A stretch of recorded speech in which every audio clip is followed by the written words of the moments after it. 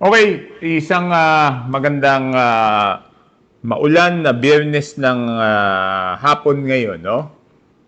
Alam niyo naman, halos tuwing Friday ng hapon, ganito lagi yung schedule ko, no?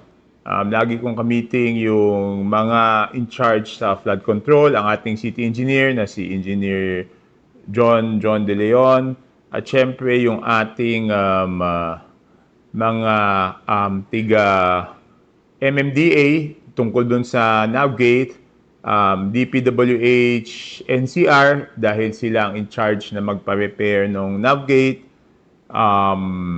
DPWH UPMO dahil meron pa sila mga projects dito, at DPWH Malabon Navotas District Engineering Office, no? So yun po ang mga ka-meeting natin ngayong hapon, no? Ngayon, medyo dismayado lang po ako dito sa MMDA. No? Bakit po?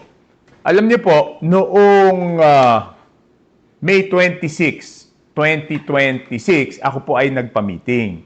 Dahil doon po sa ating coastal dike, makikita niyo po, malapit na po yung matapos. May mga gaps na lang na natitira dyan. At saka, yan ay may 6 na floodgate. Kaya po yan nagkaroon ng 6 na floodgate ay dahil hindi pa pwedeng todong sara siya. Nung una, yung dike na yan, walang floodgate pero hindi makakalabas-pasok yung mga isda. Ang sabi ng DPWH noon, sa labas na lang sila ng dike at tatayuan sila ng breakwater. Hindi po tayo pumayag dahil wala namang budget ng breakwater. Yung kung dike nga natin noon, hindi matapos-tapos, paano naman tayo maniniwalang mababudgetan pa yung dike? So, ang ginawa natin, nakipagnegosasyon tayo na dapat may floodgate na itataas pag low tide, ibababa bago mag high tide. So, doon sa coastal dike po natin, may 6 na floodgate. At may 2 pumping station po yan doon sa tabing dagat. Okay? So, bakit ako na bidismaya dito sa kay Chairman Artes ng MMDA? So, malapit na pong matapos dahil yung 3 floodgate tapos na. Di ba? Engineer John, 3 floodgate tapos na. Yung 4 na floodgate tapos na. Hanggang floodgate 4 tapos na. So, 4 na floodgate tapos na. Ngayon, yung floodgate 5 and 6, may mga dapat tapusin na lang doon, pero matatapos nila yan ng floodgate 5 and 6 ay dapat matapos na nila ng mga July 10. Okay? Yun. So, ang problema, ang sistema kasi ng paggawa ng mga flood control projects is DPWH ang nagagawa, MMDA ang nag-ooperate. So, tina-turn over yan. So, makikita nyo, sila mismo nagsabi na noong 2022 pa lang, pinasa na yan sa Regional Development Council. Dahil nga, sabi ko, ang gusto ko dito sa Navotas, lahat ng mga proyekto na pinapasok sa budget ay dumadaan sa Regional Development Council. Na ang charge sa Regional Development Council ay MMDA dahil Metro Manila pa tayo. So 2022 pa lang, hindi naman nila tinatanggi na alam nila na nagpa-approve tayo ng project. Ang sinasabi lang nila, dahil DPWH ang gumawa, hindi naman sila inabisuhan ng DPWH na matatapos na ngayong 2026 itong mga proyektong ito. So ano po yung pinakamalaking problema? Taas natin. Nababa natin. Ang sinasabi ng MMDA ay dahil hindi daw sila sinabihan ng project proponent ng DPWH na matatapos ngayong 2026, hindi nila lalagyan ng budget sa 2026, hindi nila lalagyan ng budget sa 2027. At susubukan pa nila sa 2028 daw lagyan ng budget. Ano ba naman yan, Chairman Artes? Ibig mo bang sabihin, tapos na yung floodgates, tapos na yung pumping station, gusto mo, hindi nyo i-operate hanggang 2028, ibig sabihin, isa't kalahating taon na titignan lang namin yung mga floodgate na yan at saka yung mga pumping station.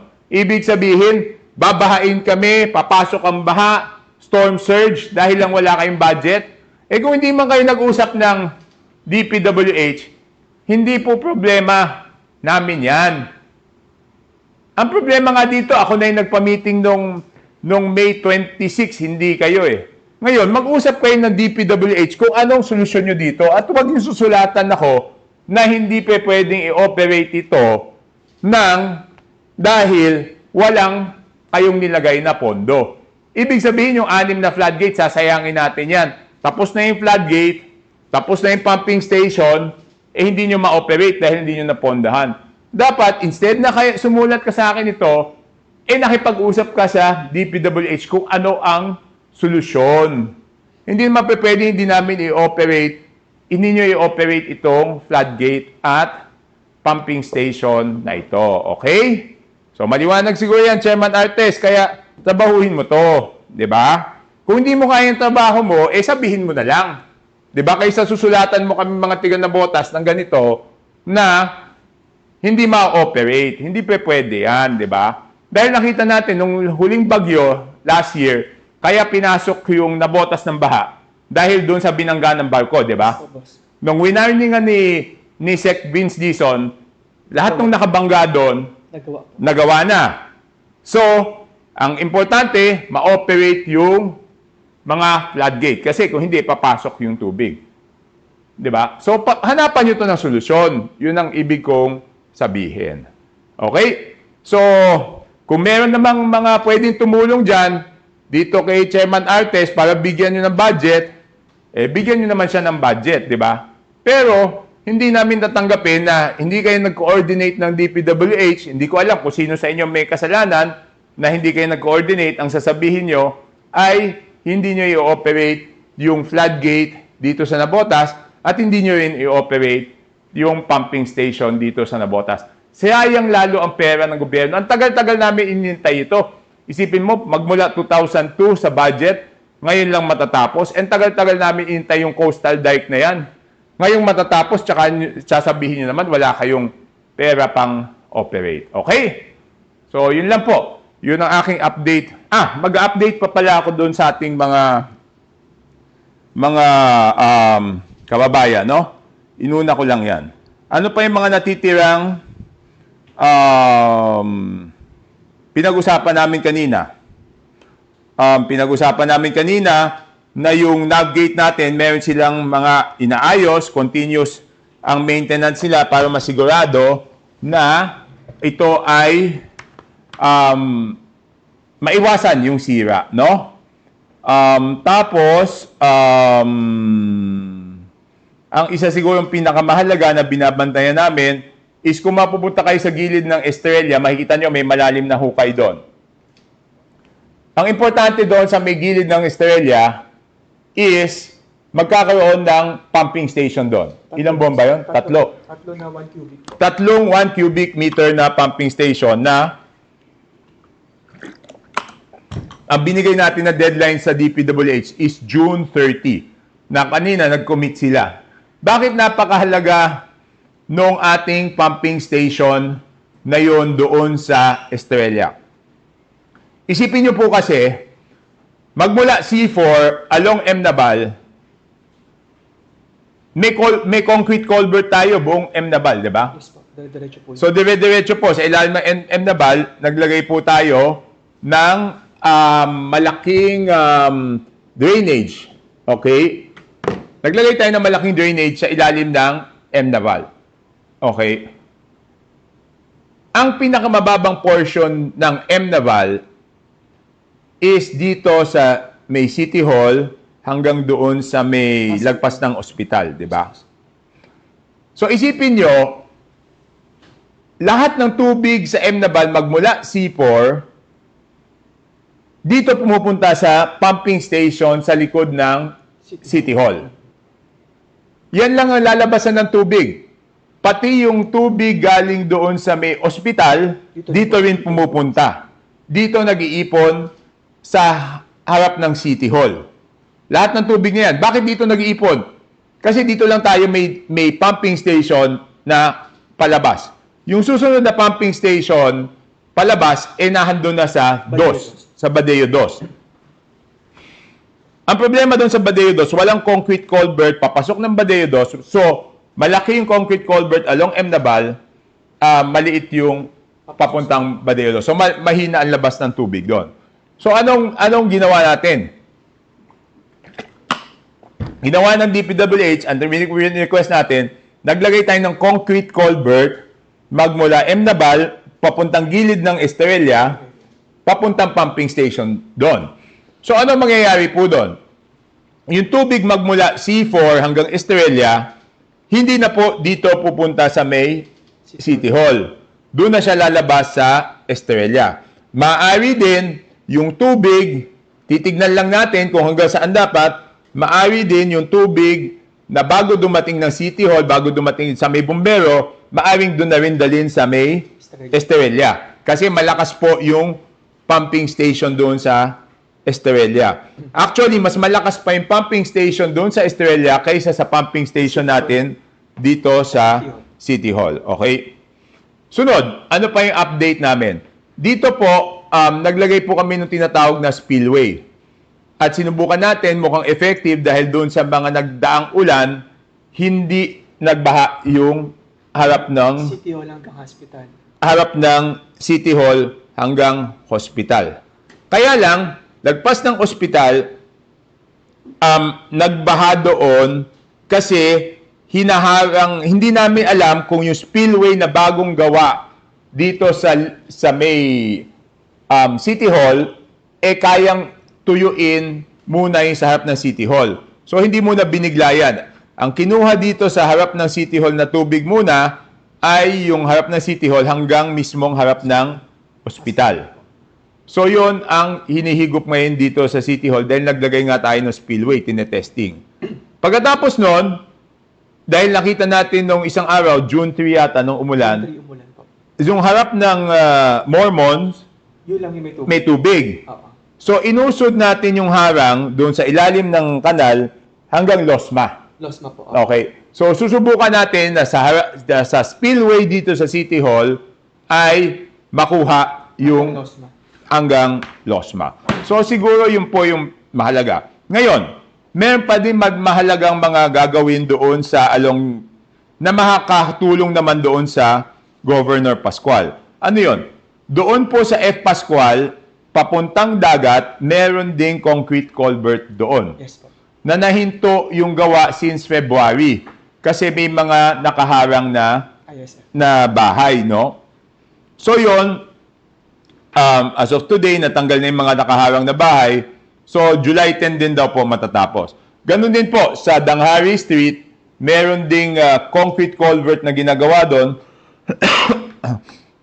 para makalabas naman yung tubig doon sa Danghari Street. July 10 din po ang schedule. Okay? So, yun lang po. Yun yung mga... tapos yung Bangkulasi pala, doon sa mga tiga-Babanse, baka nagtataka kayo, bakit nagkaroon ng tubig doon sa Babanse ng umaga ng June 3, di ba? June 1, boss, tsaka June 3. June 1, kasi ito, DPWH naman, pinagsabihan na namin, wala doon yung operator. Di ba? Sabi ko, tag-ulan, hindi naman pwedeng susunduin pa yung operator. DPWH po nag-ooperate niyan kasi hindi pa na-turn over sa MMDA, no? June 3 naman, ito naman, nakonsumi ako dahil ano nangyari sa baterya ng MMDA? Na-discharge po. boss. Na-discharge naman yung baterya. Sira Okay? yung charger nila. So ngayon, dapat yan kasi tatlo po ang pumps dyan. So dapat maayos na tumatakbo yung dalawa. Yung pangatlo sa, ano ba sabi sa atin? Pump number 3. June 30 din matatapos na. So dapat, yan kasi, yung Babanse, nakakolekta naman yan sa concrete culvert sa Lapu-Lapu Avenue. Lapu-Lapu naman, pumunta sa R10. R10 naman, nakakonekta sa Bangkulasi. Okay? So, ang daming tubig na kinukuha niyan. Kaya kung isang pump lang, ay hindi kakayanin. Ngayon, balik tayo dun sa issue natin dun sa MMDA. Dapat talaga mag-usap sila ng DPWH, di ba? Una-una, sinasabi nyo, hindi pa tina-turn over. Di dapat mag-usap kayo doon sa proper turnover. Number 2, dapat